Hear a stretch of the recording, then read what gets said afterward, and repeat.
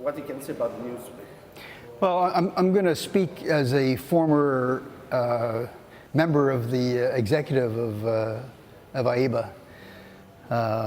It was a long time coming. There's been changes over the last couple of years within AIBA that haven't been necessarily great for our sport, and it was inevitable that the IOC was going to remove AIBA as the International Sports Federation for boxing. So now there's going to be a fresh start. As you also heard, that the IOC confirmed that boxing will be part of the 2028 Olympic Games in Los Angeles, and that was a big concern.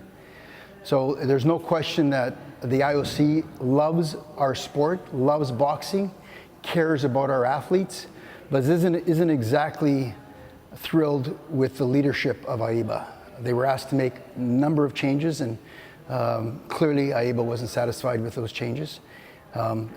In my opinion, they went backwards. During the corruption phase in 2016 and prior, the AIBA had staff on the field of play. Didn't make any sense to us. There's no reason for staff to be on the field of play. That was all removed, and in the past year, I'm not sure why, but they've added staff again on the field of play. You can probably figure that one on your own as to why that would have happened. But just the general language that was coming out of the leadership of AIBA, threatening to shoot someone, that's not who we are. You know, especially Canada. You know, every one of our athletes, every one of our coaches, every one of our officials, every one of our board of directors signs this abuse-free sport declaration. Okay. If you can imagine Boxing Canada having to be part of something that is encouraged by AIBA that speaks against all of this. I think in the long run, you know, Boxing Canada hasn't made any decisions other than we will evaluate where we are now. Yeah. We know USA Boxing has led the charge in removing themselves from AIBA with a couple of other national federations, joining World Boxing. World Boxing is an opportunity now to start fresh, in particular for our athletes. At the end of the day, this is about the boxers. It's not about anybody else but our boxers. And I think that there's another alternative out there that we will have to look at quite seriously. But ultimately, at the end of the day, this is a real win for boxing and a real win for boxers. Were you scared at some point for the future of boxing in the Olympic movement? Absolutely.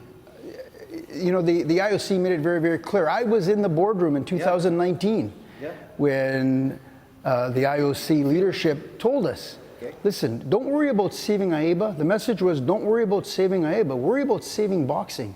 But that message wasn't clear, unfortunately, to the leadership. And I saw that in the boardroom. And on that note, flying back from Geneva, which is where the meeting was held, recognizing that the leadership of AIBA wasn't interested in saving boxing, just worried about AIBA, I resigned. I wrote my resignation letter on the plane and emailed it as soon as I landed. It was clear, and anybody that really cares about boxing is going to admit that it was clear. If they only care about themselves and the benefits to themselves, they won't admit that. But this is about our athletes at the end of the day.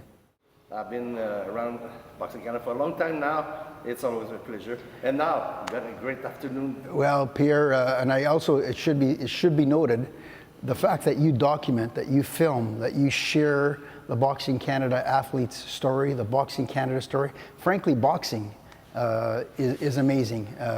If it wasn't for you, people wouldn't understand or get to see these stories. So thank you so much for your dedication and loyalty to our sport. Let's go. Let's do some work.